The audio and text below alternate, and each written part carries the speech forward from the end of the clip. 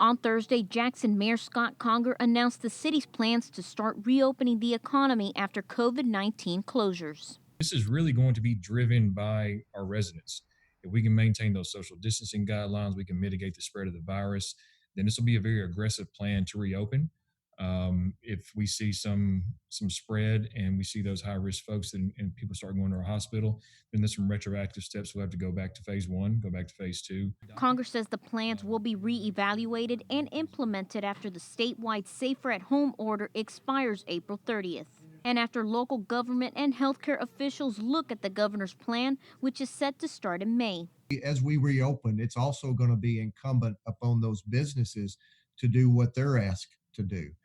Because if we don't, then we will see more spread and we'll go backwards and not meet these guidelines. The city and the county are currently in the flattening the curve stage with limited travel, cancellation of large gatherings, and closures of many businesses. Phase 1 will start with officials easing back to a safer at home order, bringing employees back to work with masks and gloves, and allowing businesses to operate at half capacity. Phase 2 will open retail and restaurants, factories and companies, and non-essential services like hair and nail salons, churches, and gyms. Parks will also reopen in this stage. Phase 3 will have all businesses and restaurants open, and travel restrictions will be lifted. Phase 4 will be reopening of bars and nightclubs. It's going to be driven by the people, and as long as we're all doing what we're supposed to do, it's fairly aggressive.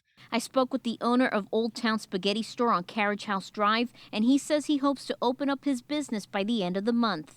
We've installed hand sanitizers throughout the restaurant. Staff are constantly washing their hands, disinfectant soaps, plus we use bleach and water solution to sanitize tables all the time. Start with our employees wearing masks, but our people do have their temperatures taken every day, and sanitizing money.